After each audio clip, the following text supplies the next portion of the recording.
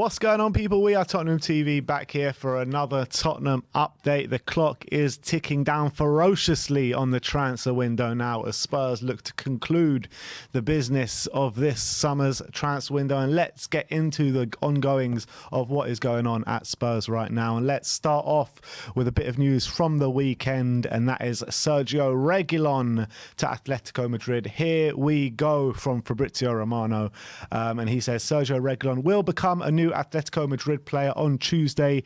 He will be in Madrid tomorrow to undergo medical tests and then sign the contract. Agreement was in place since yesterday. So that's one out the door.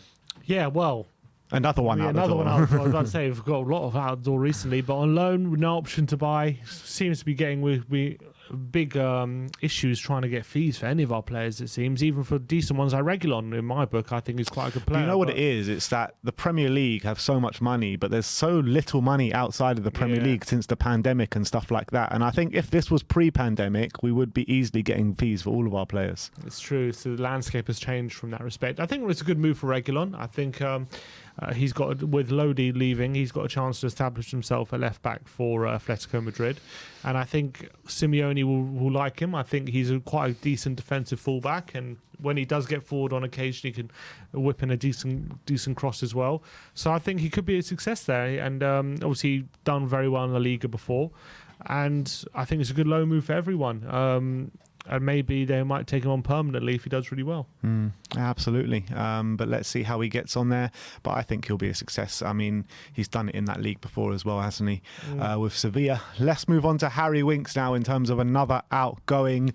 It was a bit touch and go to see if Winks was going to leave or not, but it has finally happened. The Sampdoria director, Osti, confirms we have reached an agreement to sign Harry Winks from Tottenham. So we're going to sign the contract soon. Sammy Mokbel says that Harry Winks expected to complete loan to Sampdoria tomorrow. Visa formalities can't be finished today because of bank holiday, so provided no issues with that, he'll undergo a medical on Tuesday. And then Dimarzio says Harry Winks to Sampdoria is all done, but he says his medical is on Wednesday at the Italian club. And then Romano just chimed in and says Harry Winks will fly to Italy tomorrow. He'll join Sampdoria on loan. So this one is all but done pretty much. Well, clearly he didn't really get any offers from Premier League because it was said to have been waiting until the deadline to see if any other offers came, and doesn't look like any offers were in the offing. So looks like if he's going to play any football, it's going to be in the lower end of the Serie A. Are you surprised by that no Premier League offers came in?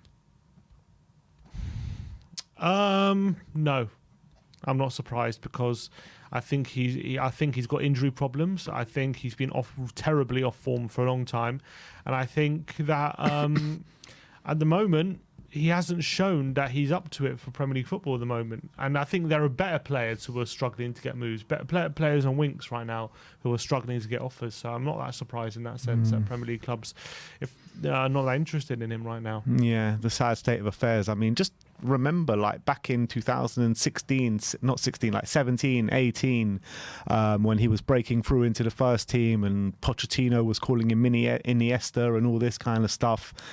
Sad state of affairs, isn't it? So much promise, but not the first one as well. It's a shame. It's a shame that it looks like it's going to end up like this. I don't know if he'll move permanently to Sampdoria, but it's a shame he has to go to a club like that to get football.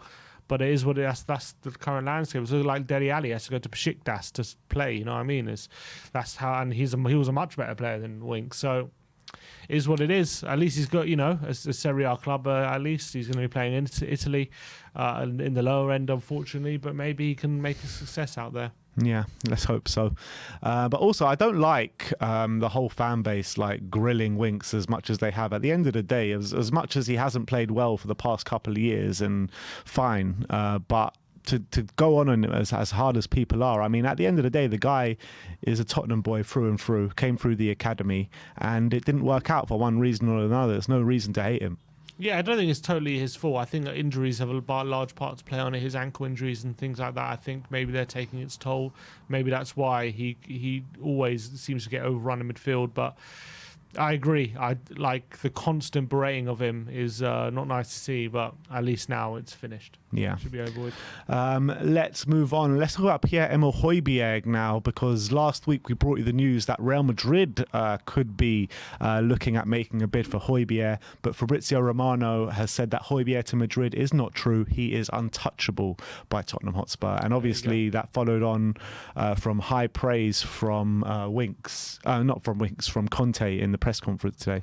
Yeah, I completely agree. And I think Hojbjerg's been brilliant ever since he moved to... ever since he got dropped in February with the Wolves game. I think he's been our most consistent player. And I think that it's absolutely right that he's untouchable. I don't see why we should be looking to sell him. I think he's been very, very consistent. He's a very important player for Tottenham, as Conte said. It doesn't make sense to me that we would agree to sell him right now. It'd have to take a big, big offer to even consider. How much do you reckon that big offer is? Like in excess of like 80 million, something like that? Yeah, I guess so. You've got to remember, he's 26, is he?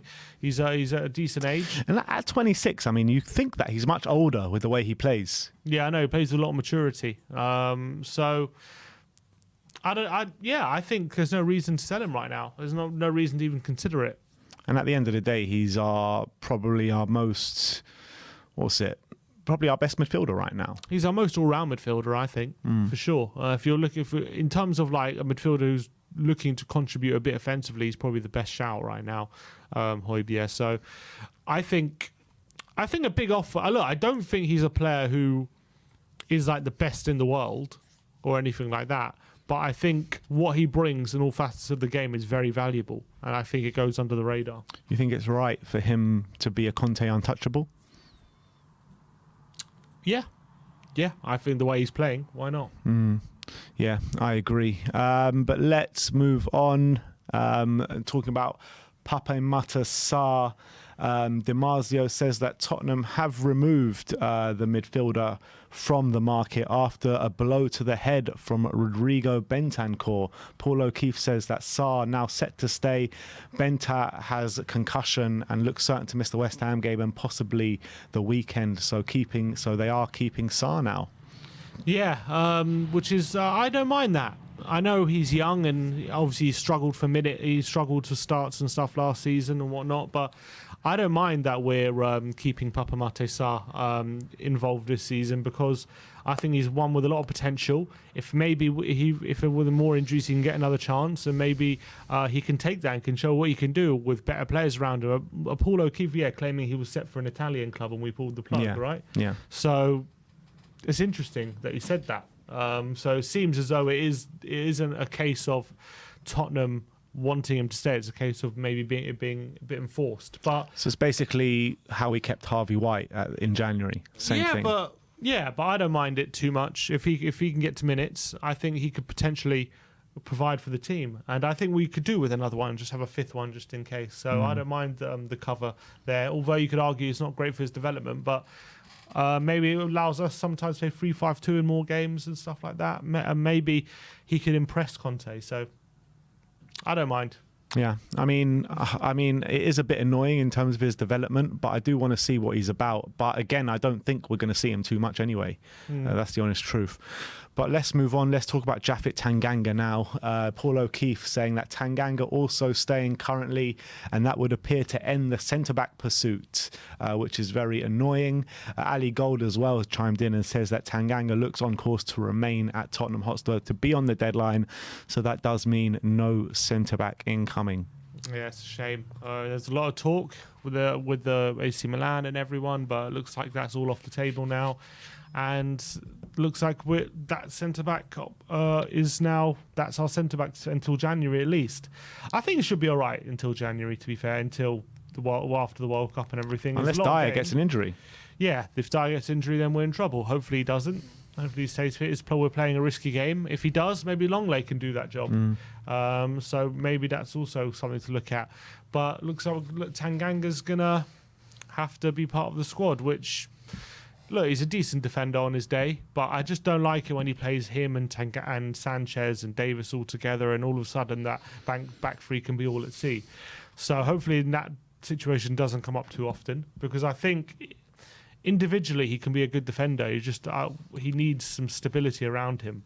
And last season he didn't have that. So maybe this season he will. All right, let's move on. Let's talk about some incomings now, and let's talk about Leeds' Dan James, as Romano says that Tottenham have discussed a potential loan with buy option for Dan James with Leeds last week. Not an easy deal. Also, Everton asked for Dan. Situation remains open. It's up to the player. Leeds would be happy to keep James. And then a few hours later, he tweeted out saying that Leeds want to keep Daniel James and James is happy at Leeds. And at the moment, a deal is not proceeding. So happy days.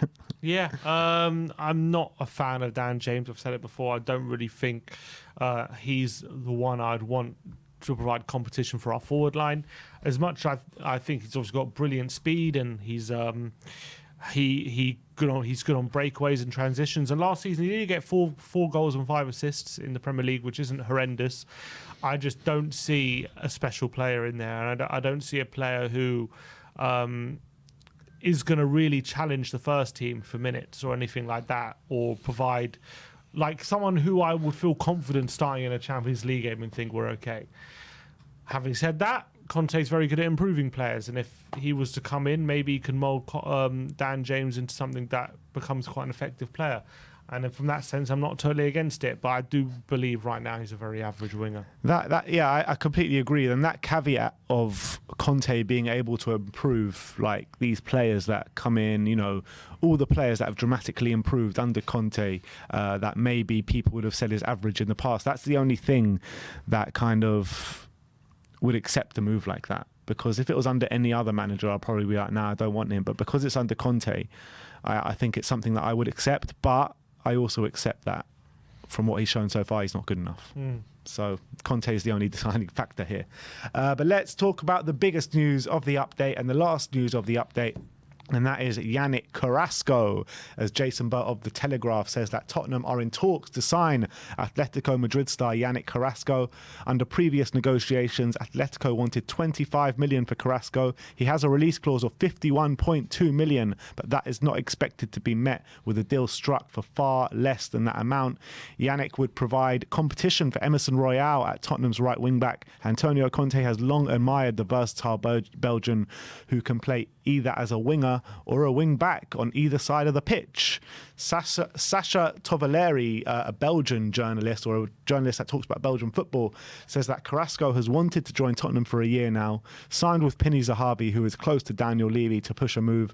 The player would love to discover the Premier League, especially under Antonio Conte. The deal is difficult due to the high release clause. And Ruben Uria, who is an Atletico journalist, has pushed back on all of that and says Atletico Madrid insists that Carrasco is not for sale. They will not negotiate. Tottenham will have to pay the release clause, which is 60 million euros. Yeah, there's another update here from Marco now saying that Atletico Madrid deny that they are in negotiations with Tottenham for Carrasco. The Spanish club insists he will only leave if his 60 million euro release clause is paid. And we're not paying that, I can guarantee No, that. yeah, for sure. But the thing is, with Carrasco, if we can get a deal done that's, you know, at a reasonable fee, this is a signing which I would 100% get behind. He can play on either side of the wing back, either side of the front line as well, with genuine quality as well. Just imagine, you know, a wing back system with Perisic on one side, Carrasco on the other side. Now we're talking about a real Antonio Conte team. Yeah, I mean, and he provides proper options in the front line as well, quality options. I think he really does add quality to the squad, adds versatility. I think it would be a fine signing, and I think Tottenham would do very well to get it over the line. However, I do see it being unlikely at this stage. If they're going to be, unless we can get a really good deal, I can't see us paying. I'm assuming what happened is if they wanted 25 million previously, and we thought we could get that price again. And if that's not the case, we're probably not going to go for it, are we? Look, we've done them a solid with Reguilon. Can't they do us a solid with Carrasco? Yeah, surely. Apparently not. Apparently not interested. All right. I don't know, maybe, but you never know. Maybe they're just talking a good game, and maybe there can be a deal to be done. But it seems like from all the noise coming out of Atletico, they're adamant they don't want him to leave, and clearly that shows that they value him. Yeah, well, I mean, this could be one that rumbles on till the last seconds of the window, so keep your eyes out for that. I do think that we are in the market for an attacking midfielder, and then we'll just push the green light on Brian Hill. So I do expect maybe a few more names to be thrown into the ring as well before that deadline. So we'll have to see what happens. We'll keep you up to date with everything that does go on in the transfer window, and obviously anything going on Tottenham related in general. But thank you everyone for joining us today. Like, subscribe and comment, and as always, come on you Spurs.